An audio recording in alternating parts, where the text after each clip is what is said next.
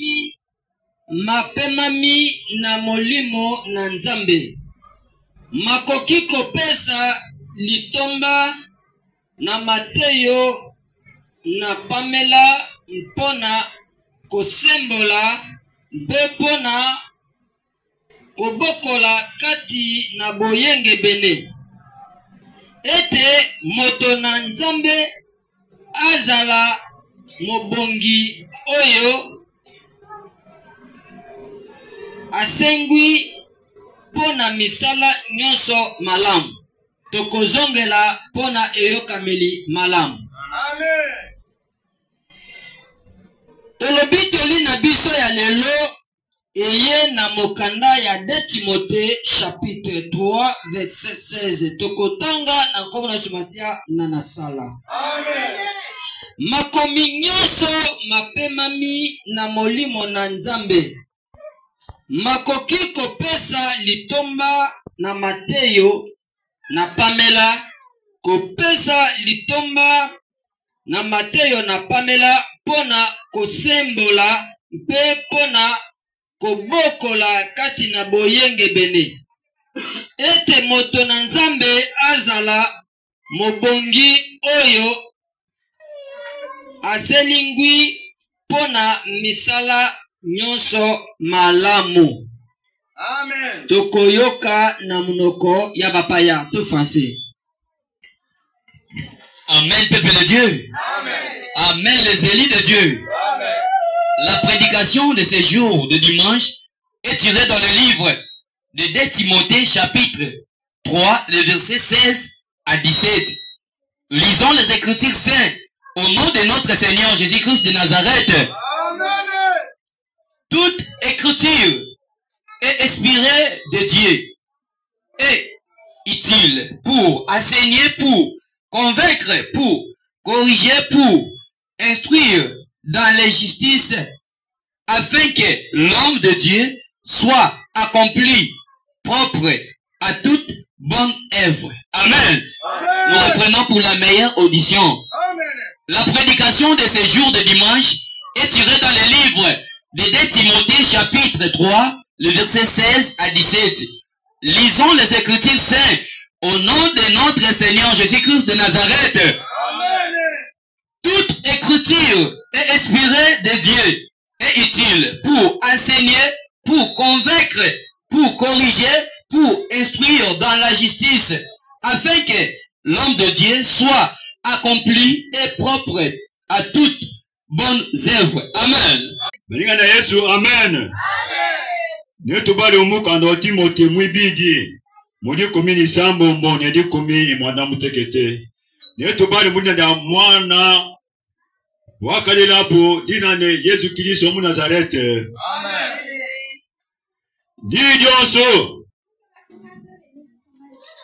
Dijoso ja mukanda wa Nzambi. Didifume munda mwa Nzambi. Bumufu ya wandi. Yedidine mudimu mwipe. Wakuyisha bantu. Ni wako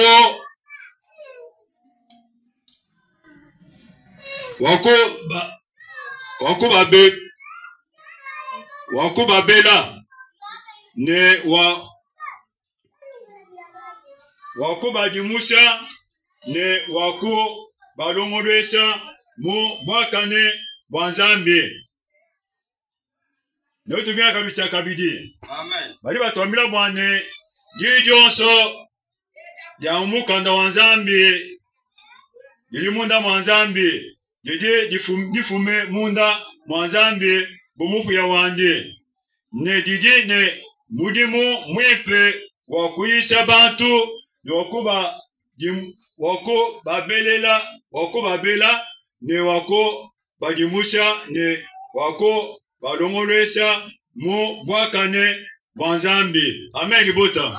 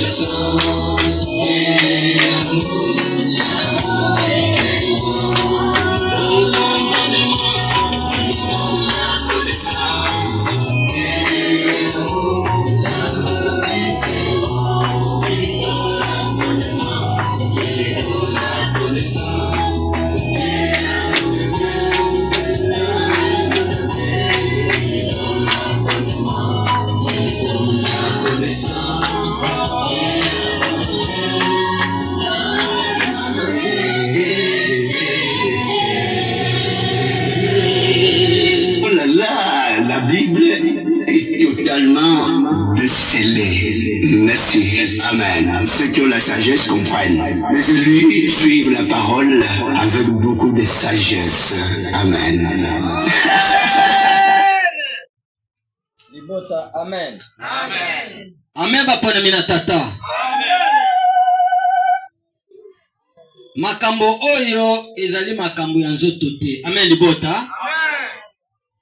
Biblia ezali kotatola mamalamu. Ndeko na biso Thomas Paul nde alakisi mwana na ye na kondima Timote. Amen libota. Amen. Alakisi ye ayebisi ye boye. Omoni makambo oyo ezali makambo euti epa na nkolo ye moko. Sema. Molimo na ye nde epemi na makomi oyo. Amen libota. Amen. Ezali na musala epa ya mutu pona kolakisa ye nzela malamu. Yasala. Ezali epa na mutu pona kolongola ye mbambeba nyonso oyo ezali kati na ye.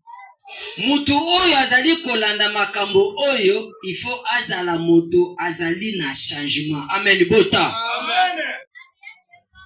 Ezali na mosala ya kokorije. Ezali na mosala ya koenseigner nini parole de Dieu. Amen libota. Amen. Chaque jour toyaka na yanga nelu awa pona koyoka toli nini nzamba azali kopesa biso. Amen. Pote tozwa changement oyo koki kolakisa ke ya solo azali mondimi oyo azali nelike ya soki nkolo akiti abe mpololo ebeti mukolo wana molimo na yo esala nini ezonga epa tata. Amen libota. Amen. Eske makambo oyo ekokoza la pene sika na ekana epa na yo. Tala nanu bien comportement na yo. Tala nanu bien evangeli na yo. Tala nanu bien etamboli na yo. Eske makambo oyo ekoki kozala nesika epa na yo? Eza mutuna. Amen libota. Amen. Me mondimi oyo ayaka awa pona kozwa toli oyo ezali pamba te. Toye kosala scenario awa te. Amen libota. Amen. Toyawa pona kolakisa ndenge bato balataka te. Toyawa pona kolakisa ndenge babinaka te. Toyawa pona kosala makambo susu te. Me toyaka awa pona kolakisa molimo na biso ezwa nzela ya mokolo ekozonga ezonga na kimia. Amen libota. Toute écriture est inspirée de Dieu, utile à enseigner. Makambo oyo bakote ya banani ezande batu banyamate banzetete. Amen libota. Amen. Mutu oyo awuti epa na nzambe ifazala na molimo na nzambe abanga nzambe na ye ayebake ngai na wuti wapi pe na kozonga wapi. Na yaki mobembo na mokili oyo na koleka soki na leki mokolo wana na kokoma wapi. Amen libota. Amen. Esoki okoleka me makambo oyo ezali polele ezali pona oyo mutu aza alobate ngai na yokaki te. Amen libota. Amen. Mutu akobima témoin liboso na nzambe azate. Molimo na nzambe yango ekofunda biso nyonso liboso na nzambe. Amen libota. Amen. Metala comportement na yo. Oyokaka chaque jour toli. Oyokaka chaque jour conseil. Oyokaka chaque jour prédication. Amen libota. Amen. Ezali na musala nini pa na yo. Nzamba zoluka soki ozali koyoka makambo oyo changement ezala. Amen libota. Amen. Changement ezala. Soki changement ezali wana nzambe asepeli po na yo. Yeba soki nzambe asepeli po na yo yeba ke okomi deja na esengo. Atake pase lingeya nzambe ko protéger yo. Amen libota. Amen. Pona nini po ozali deja na mayele na nzambe. Oyoka katoli soki pona kofinga wana mutu alinga peso conseil okoyoka te. Sembo wana ekomi benda bika. te. Toli tozali kolanda, ezali kopesa biso lumière bien. Que makambo oyo mapemi nde na molimo na Nzambe ye moko. Nzambe olia kita alobaka epa bato nde abimisaka makambo oyo. Amen libota. Pote ba oyo nyonso bakoyokaka makambo oyo bacha yango na misala. Batosa yango, balanda yango, po yango nde ezali nzela ekopesa bomoi bwa seko. Amen libota. Eza nyama te, eza mbisi na mai te, ezali nzete te, me ezali mutu nde azali na pouvoir ya koyoka makambo oyo acha yango na misala. Amen libota. Me soki yo ozali ko changer te, c'est-à-dire molimo na yo eza na nzete, molimo na yo ekozala na nyama, molimo na yo ekozala na soso, ou bien molimo na yo eza ya mutu. Amen libota. Soki mutu oyo abangi Nzambe, mutu oyo akelami epa na Nzambe, mutu oyo azali na botosi, mutu oyo azali na koyoka na maloba na tata, il faut azala na changement. Amen libota. Mangomba ebele ezali, bazali kosakola, bazali koteya obele Bible oyo. Amen libota. Verset outi kotanga oyo batu nyonso bayebi yango. Me baerere ezali na kati ya Bible. Po batonde bakomaki yango. Mais ezali na oyo ayaki pona kofongola explicateur ya Bible ayaki. Amen libota. Molimo Monsanto nde aye kofongola makomi oyo pwete ngai na yo tososola, ngai na yo tolanda, ngai na yo tolandisa yango na pwesi po toyebake tobimi oge toza na nzela. Amen libota. Nzamba lobi ko boma te, me yo zo boma. Nzamba lobi kofinga te, me yo zo finga. Amen libota. Ba erere wana euti wapi? Explicateur ya Bible a expliqué yo te. Yemoko lobeke te na kotika bino pamba te na kotindela bino molimo Monsanto. Amen libota. Tango molimo Monsanto ekoya epa na bino ekolakisa bino makambo ya mokili oyo pena makambo na Nzambe. Amen libota. Makambo oyo ezali koya epa na biso pwete mutu na Nzambe azala peto liboso na Nzambe na ye. Azala peto alongwa na mbindo, azala moto ya molimo, azala kosepelisa Nzambe. Soko ozali kosepelisa Nzambe, loba likamuni lisusu ekobelema liboso na yo. Amen libota. Okomi déjà protégé, okokoma neti mpese na kati ya molangi. Nzamba bate yo déjà. Amen libota. Pona nini pote yo ozali kotosa malako na ye, mais soki ozali kotosa yango te, passe pa na yo. Lere Nzamba akoki ko protéger yo, mais yo moko ozali kosala neti mwana soki mama amemi ye mwana alingi kaka ngulu manase. Amen libota. Finalement mama alembaka atike pe mwana. Amen libota. Nzambe susi na ye pa na biso alingi moko te abunga, moko te apengwa, moko te azanga nzela. Amen libota. Yawa azali bosenga na ye pa na biso eza tozwa makambo oyo na mutuya, tolongola baerere nyonso oyo ezali kozangisa yo bomoi bwa seko, olongola yango pwete ozala mutu oyo Nzambe azali kosepela na ye. Amen libota.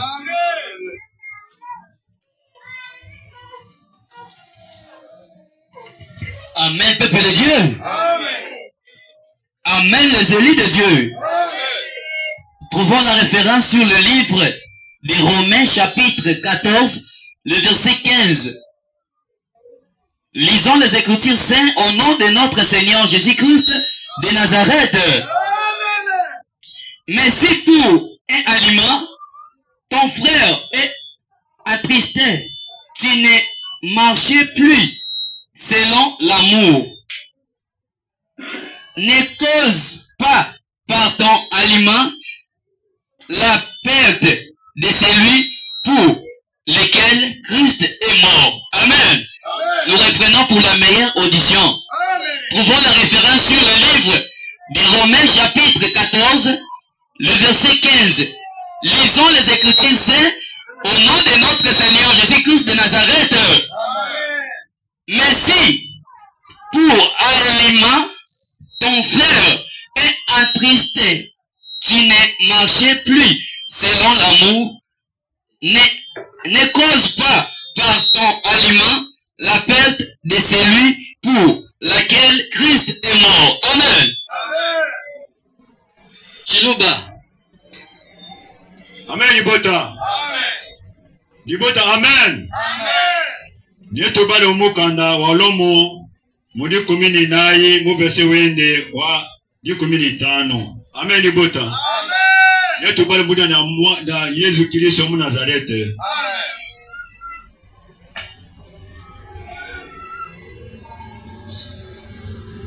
Ikala mwanenu wa mukiliso uningalala mutima wandi wabyakuja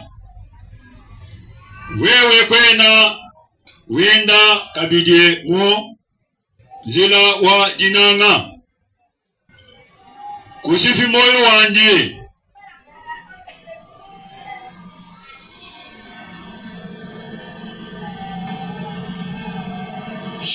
kusifi moyo wa muntu wakafilabo kudekiliso ko byakuja byebe. Amen, Libota. Yote fana tia kabidi. Bale otomba bipe bitambe bwane. Bikana mwanenu wa mukiliso uningala mutima wa byakuja. Wewe kwena wenda kabidi muzila wadinanga. Kusifi moyo wandi wa muntu wakafilabo kude Yesu Kristo wabyakuja byebe. Amen, Libota. Libota, amen. Tokozope na monoko na biso ya lingala. Tolobi na mokanda ya Baloma chapitre 14 verset 15. Tokotanga na komna shumasia na nasala. Sokonde kona yo ayoki mawa pona bilei na yo. Ozali kotombola na bolingo lisusu te. Amen, Libota. Amen, bapona mina tata. Awa kaka ndeko na biso Paul nezali koloba na Baloma. Alobi tala bato bazali kozanga nzela ya kokende na lola kaka pona biloko ya mukili. Amen, Libota. Pona biloko ya kolia. Yo zali kolia ndeko na yo zali kobeta libeko ozali kosepela. Amen, Libota. Mais ndeko na yo ndeko na biso tosambela kanaye tovanda kanaye totambola kanaye mais ere ya kolia olongoli. Amen, Libota. Ezaba mama mususu soki akomi kolamba amoni bato baye mukolo azui mwa eloko ya malamu azali kolamba soki amoni bato azui krika kangi na miso na ye. Amen, Libota. Azui elongi akangi eri ya pondu na mona kamutute kaka eri ya lelo na kolia pe na sepeli na moni bato batondelinga na lopango. Amen, Libota. Mais soko landisi mutu wana mondimi. Amen, Libota. Pona likolo ya biloko ya kolia Yesu Kristo ayaki akufaki pona ndeko na Yohana. Amen, Libota. Ayaki pote akufela biso yatalaki na masomo asalaki te. Aboyaki kopesa mutu eloko te. Bayo bazalaki na nzala ate alobi namoni bato base balembi avandisi bango. Amen, Libota.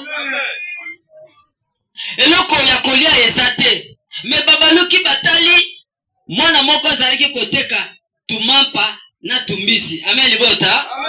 Yesu yango atomboli yango oyo ezalaki muke eyebele. Amen, Libota. Batu oyo bakokaki te baliaki nyonso etikali mususu bamemi. Amen, Libota. Me yo mwa eloko muke olingo sangisa valer na yo soki okangi elongi tango moto azali koya po pesa ye eske tango akobima ayasa monaki. Amen, Libota. Yo kanisi ke tango sali geste wana ya monite amoni me kobima na ye malgré yo kopesa ye ata alie mais akobimana nesengote. Amen libota. Akobeta libaku. Ndeko na biso wana. Daire na yaki na nzala. Ke ndinga zolamba boye na kulia. Me faso salaki. Amen libota.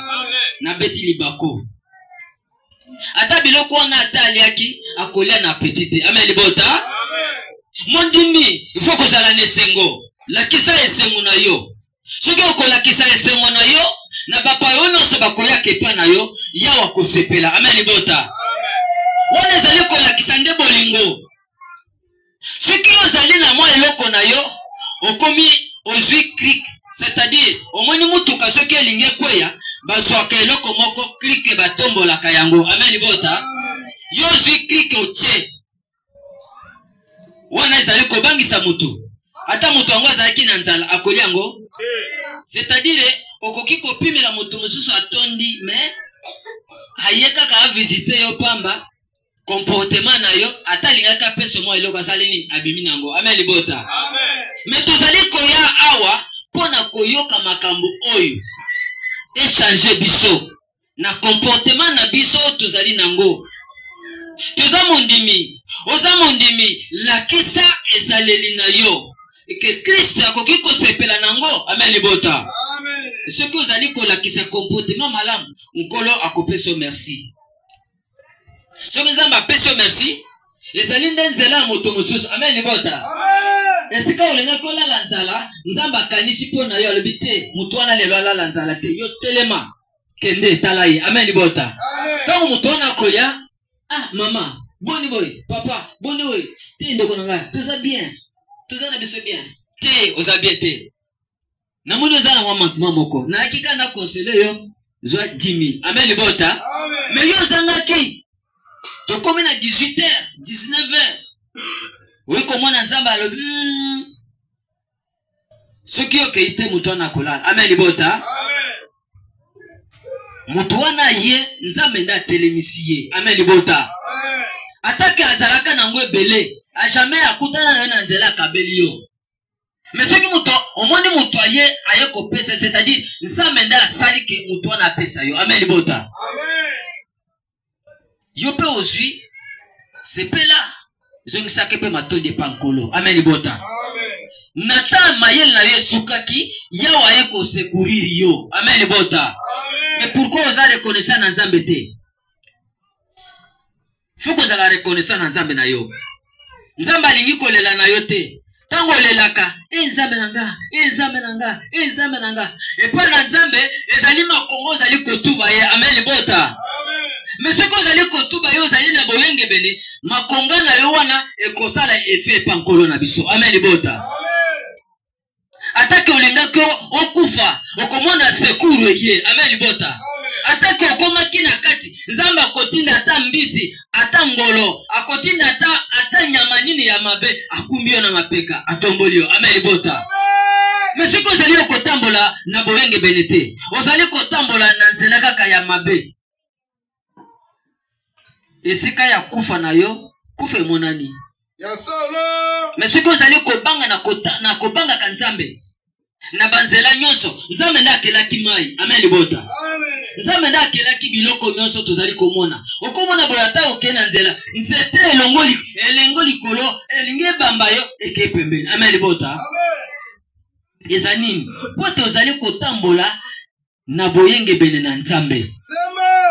Mais soki ozali kotambola na boyenge bene na nzambe te ndeko, ozali mutu ya kufa. Amen libota. Luka nzambe na yo. Yeba kozwa makambo oyo chango na misala. Ezali makambo euti pa mutu te, ezali makambo euti pa na nzambe. Amen libota. Nzambe azali kolakisa biso pote tozwa makambo oyo to chango na misala pona vi na biso. Amen libota. Eza pona vi na nzambe te. Nzambe akobela malaria te. Nzambe akobela fièvre typhoïde te. Nzambe akobela maladi nyonso te. Amen libota. Biso batonde tozali na kobela. Nzambe. Okomona mutu alali akei na ye. Oh tension. Nzambe akozwa attention. Amen libota. Amen. Mais pourquoi Nzambe alingi te yo yaka epa na ye. Oleka na sous contrôle na ye. atala ndenge nini ozali kolala, atala ndenge nini ozali kolamuka. Amen libota. O ngai na bondelaka nzamba asalelaka ngai te eza mabe na yo. Amen libota. Contrôlez d'abord vie na yo, contrôlez etamboli na yo, contrôlez evandeli na yo. Est-ce que makambo lobaka okokisaka yango? Amen libota. Olingi kaka kozwa nzamba asali ngai te, nzamba asali ngai te, nzamba asali ngai te. Nzamba azali pona kosalela motu nyonso. Amen libota. Tala mwana muke, mwana baboti mwana kolela ya mwana ya liboso alelaka. Amen libota. Banji likolo basepelaka.